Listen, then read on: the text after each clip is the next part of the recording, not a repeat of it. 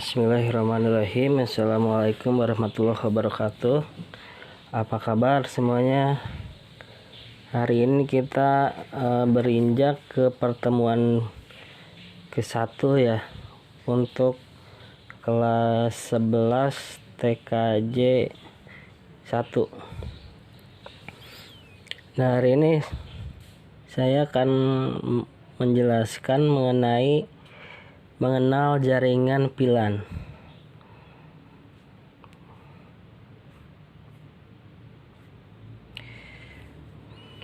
Nah, jadi performa jaringan serta kemudahan pengelolaan jaringan sangat erat kaitannya dengan teknik virtualan. Itu. Nah, di kelas 11 ini AIJ ya, Administrasi Infrastruktur Jaringan, kita akan mempelajari mengenai VLAN. Nah, untuk pengertian jaringan VLAN, jaringan VLAN itu adalah suatu model jaringan yang tidak terbatas pada lokasi fisik seperti LAN. Nah, untuk VLAN merupakan sekelompok perangkat pada satu LAN atau lebih yang dikonfigurasi menggunakan perangkat lunak administrasi sehingga dapat berkomunikasi seperti halnya perangkat tersebut terhubung ke jalur jaringan yang sama. Nah, sedangkan sebenarnya perangkat tersebut berada pada jumlah segmen LAN yang berbeda. Jadi hal ini mengakibatkan suatu network dapat dikonfigurasi secara virtual tanpa harus mengacu pada lokasi fisik peralatan. Gitu. Jadi VLAN itu virtualan. Jadi tidak terfokus kepada fisik. Jadi kalau fisik itu hardware-nya ya. Nah, dalam VLAN ini terbagi dalam beberapa bagian dalam pengertiannya. Nah, pertama ada data VLAN. Nah, untuk data VLAN, jadi VLAN dengan tipe data VLAN dikonfigurasi hanya untuk user dan tidak memiliki kemampuan untuk mengirim voice based traffic. Nah, untuk VLAN data hanya untuk membawa data-data yang digunakan oleh user tipe LAN. Ini dipisahkan dengan lintas data suara ataupun manajemen dan bandwidth. Nah, kemudian yang B ada default VLAN. Nah, untuk default VLAN itu jadi ketika pertama kali switch dinyalakan, maka semua port yang ada di switch akan menjadi anggota default VLAN.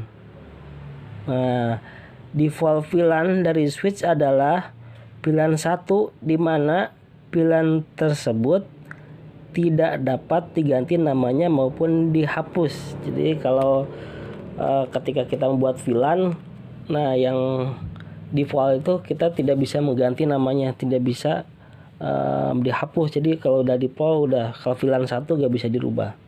Nah, yang bisa dibuat itu bisa diubah, berarti VLAN 2, VLAN 3 dan seterusnya.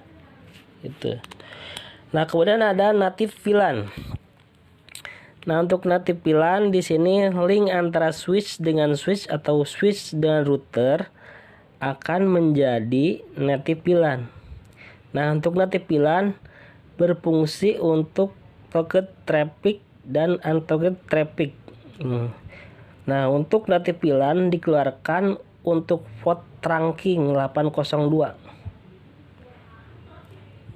Untuk port trunking 802, satu key menempatkan untarget traffic pada native VLAN.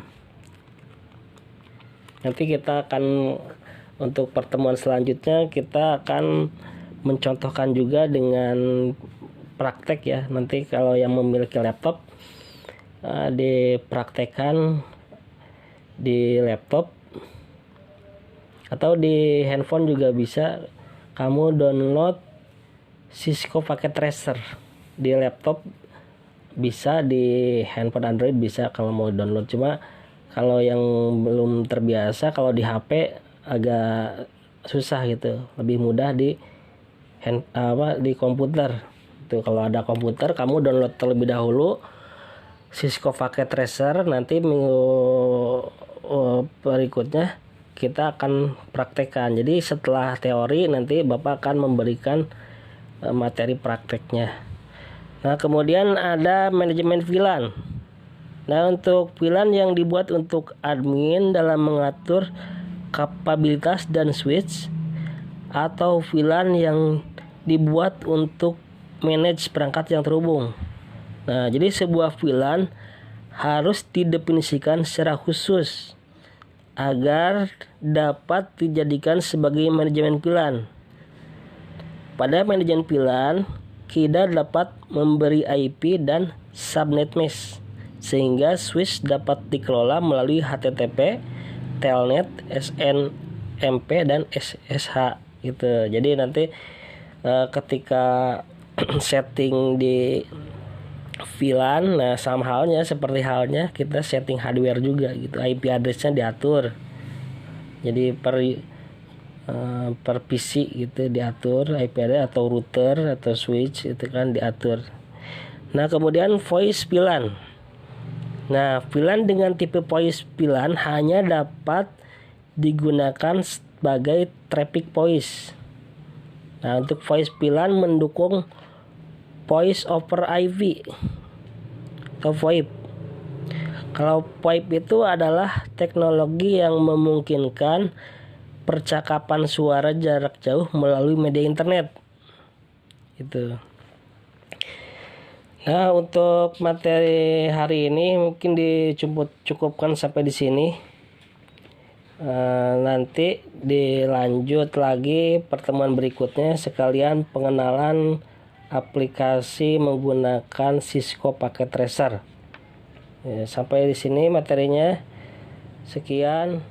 Assalamualaikum.